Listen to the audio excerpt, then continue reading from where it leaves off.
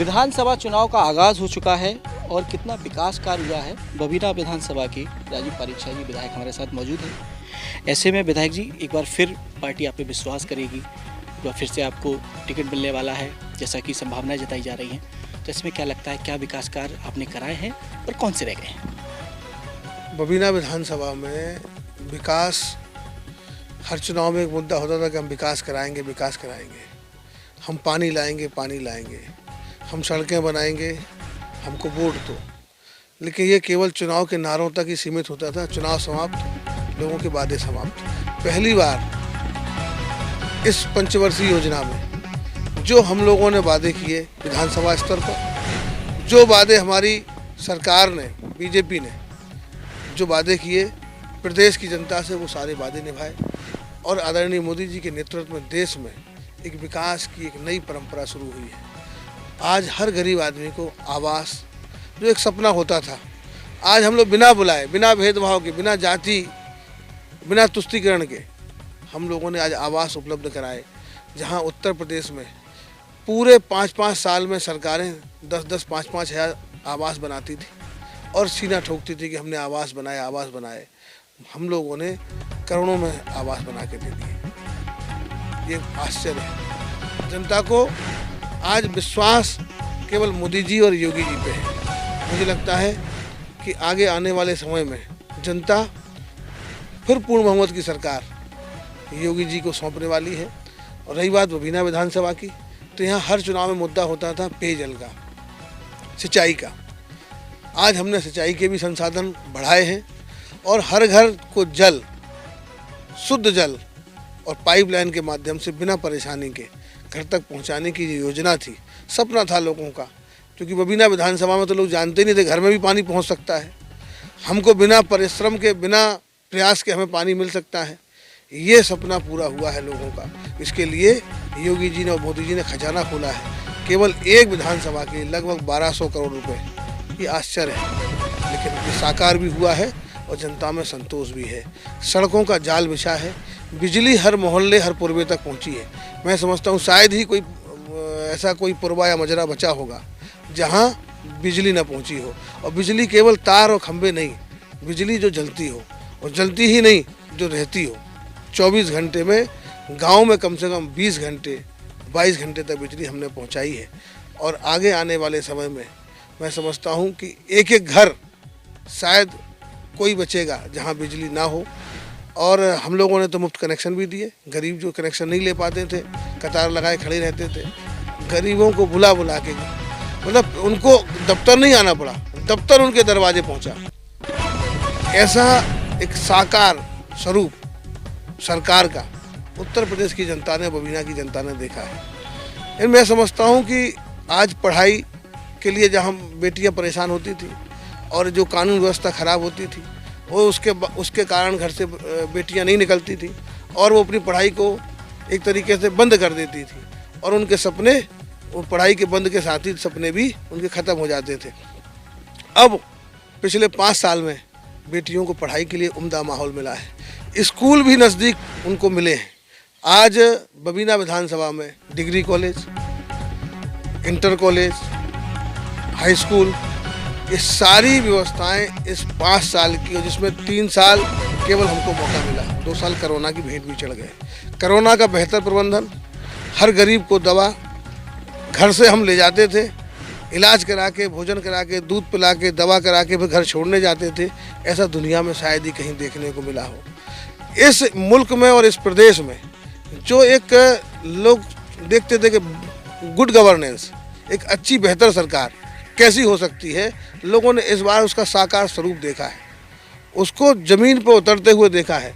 Doctor आपकी सेवा में खड़े, पुलिस आपकी सेवा में खड़ी, जो पैरामेडिकल स्टाफ है आपकी सेवा में खड़ा। लोगों को लगता ही नहीं था कि ये जो हो रहा है ये हो सकता है क्या, लेकिन लोगों ने इसको महसूस किया है। एक सुखद वातावरण है इस समय उत्तर प्रदेश में, और वही वातावरण प्रत्येक विधानसभा में है, वो बबीना में भी है।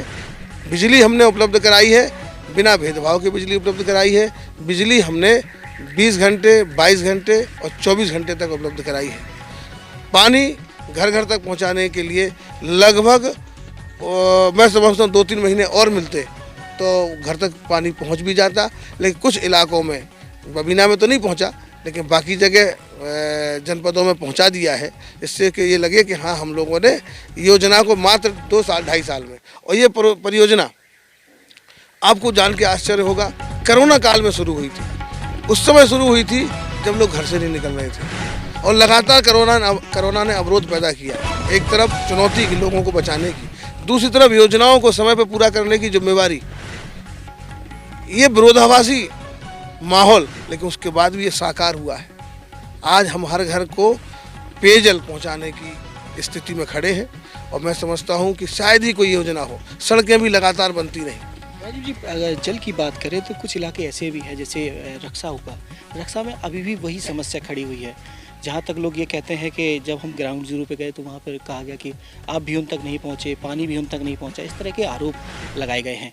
तो ऐसे में उस चीज़ों को कैसे देख रहे हैं आप? आपको मैंने बताया ना कि परियोजना अभी चालू है, अभी वो सिस्टम फंक्शनल नहीं हुआ, क्योंकि उसको मिनिमम कम से कम 24 महीने लगते ही हैं। भाई वहाँ से पानी लेके आना माता टीला से, पाइपलाइन, पहले बड़ी बड़ी पाइपलाइन बिछाना, फिर ओवरहेड टैंक बिछाना, ओवरहेड टैंक बनाना, उसके बाद अंडरग्राउंड टैंक भी बनाना, फिर CWR रिजर्व वाटर का, वो भी क्लियर वाटर का टैंक भी बनाना, उसके बाद फिर उसको सर्कुलेट करना, फिर उसका प्रबंधन करके घर तक पहुंचाना। ये सामान्य बात नहीं है कि केवल कागज़ पे हो जाए, उसको ज़मीन पे उतारने में समय तो लगता है। तो जो समय लगता है उससे ज़्यादा समय नहीं लग रहा है। उससे मैं समझता हूँ कि जो एक अनुबंध के लिए समय निश्चित हुआ था, उतने ही समय में या उससे पहले परियोजना पूरी होगी। अच्छा राजीव जी, रोजगार की अगर बात करें, युवा हमेशा परेशान रहा है रोजगार को लेकर। तो आपने विधानसभा या फिर झांसी स्तर पर ऐसी कौन सी चीज़ों को किया है, या फिर कौन से उनको दिशा निर्देश दिए हैं कि वो इस चीज़ से अपना रोजगार बना सकते हैं, स्वरोजगार कर सकते हैं? क्या कुछ करा आपने? देखो, रोजगार की समस्या हर दिन कालखंड में रही है। आबादी बढ़ती है तो रोजगारों की समस्या होती है, लेकिन ये जान के आपको आश्चर्य होगा कि जहाँ एक तरफ जब उत्तर प्रदेश की सरकार समाजवादी पार्टी से हमारे हाथ में आई थी, माननीय योगी जी के हाथ में आई थी, तो में बेरोजगारी की दर 70% से ऊपर थी।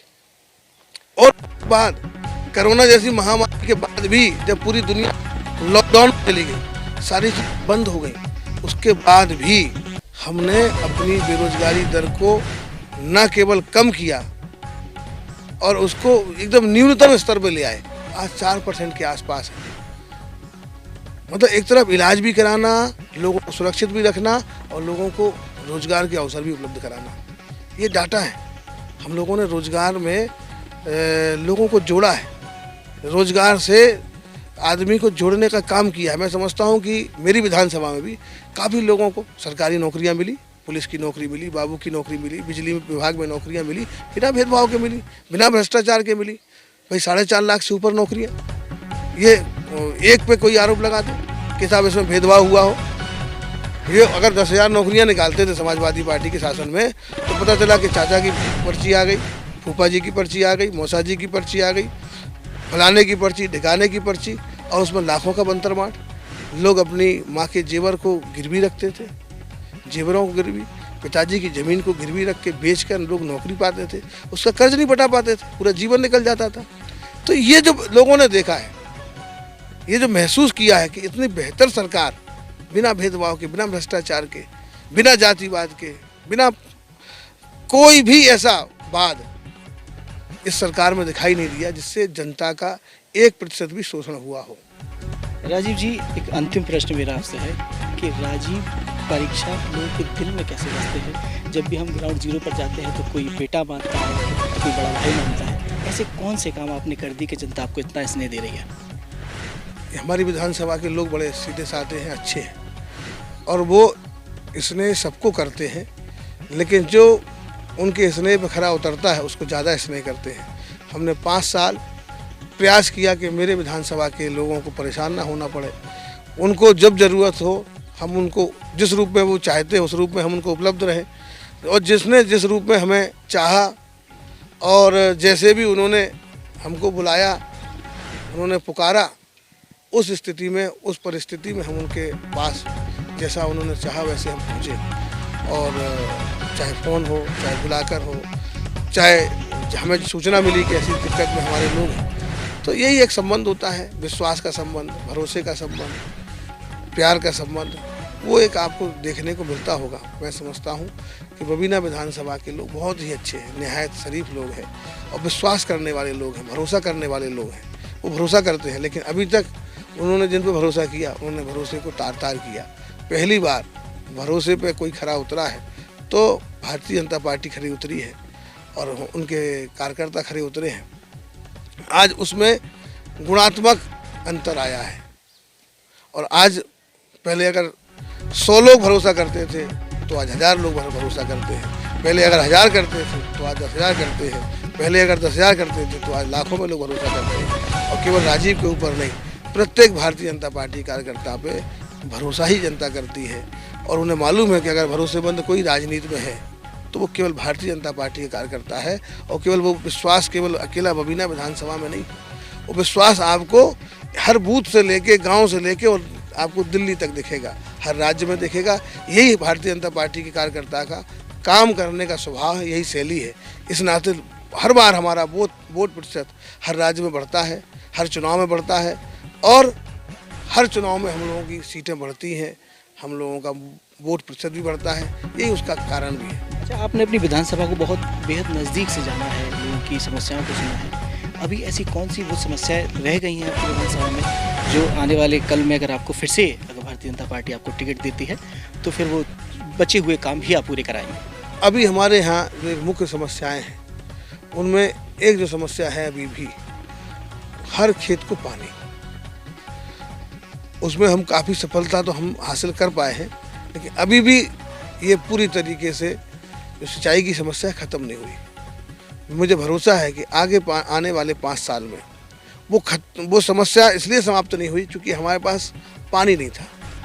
जब पानी की उपलब्धता नहीं थी, इस नाते उसकी परियोजना को हम लोग शुरू नहीं कर पाए।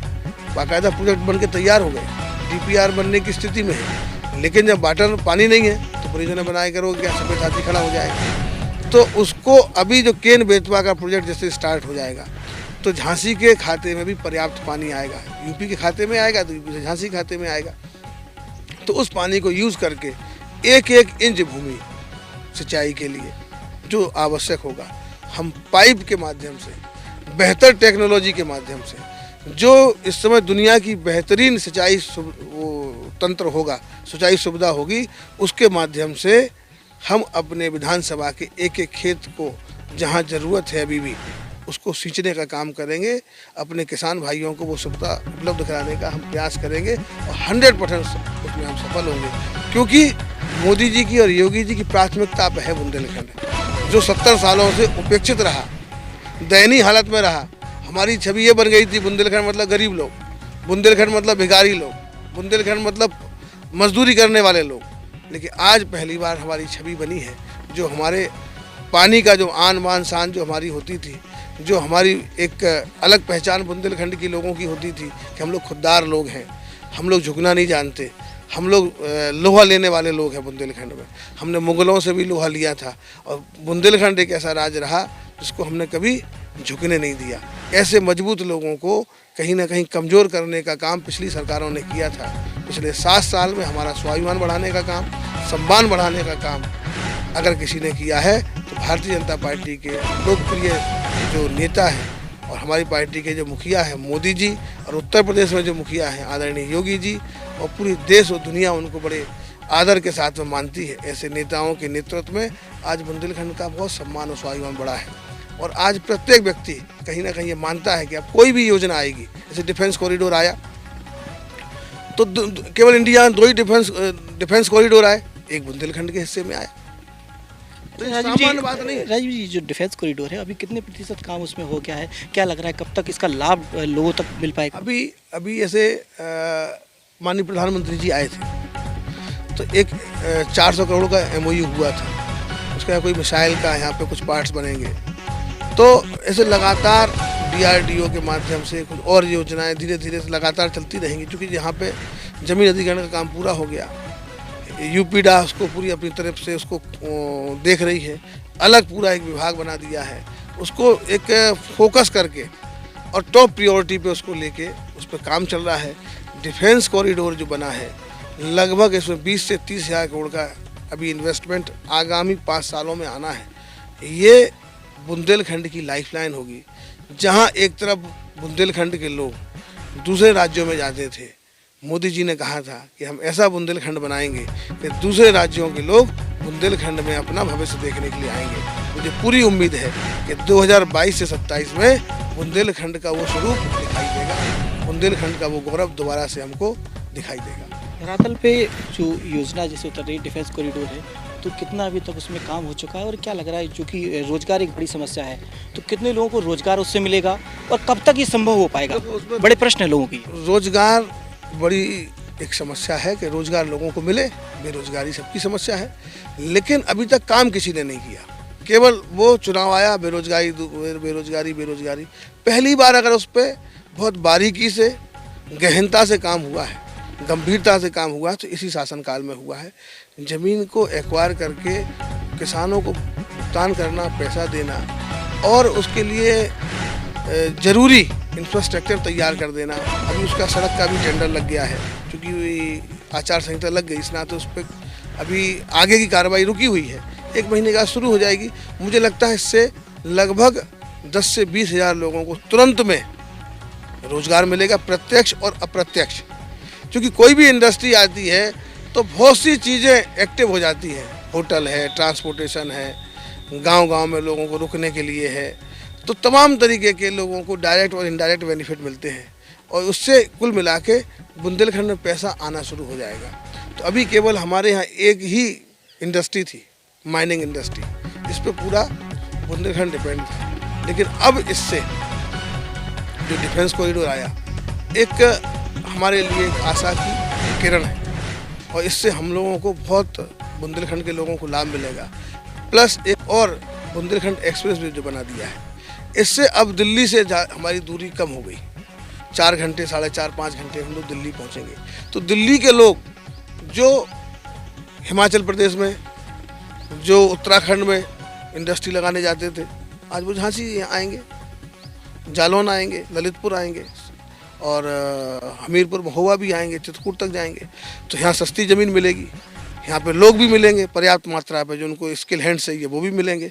तो जो लोग हमारे होते थे, यानी आज स्किल हैंड हमारे लोग काम करने जाएंगे उत्तराखंड में, काम करने जाएंगे बद्दी में, हिमाचल प्रदेश में, लोग काम करने वाले हमारे और पैसा लगाने वाले दिल्ली के या बेंगलोर के या बॉम्बे के इंडस्ट्री वहाँ पे।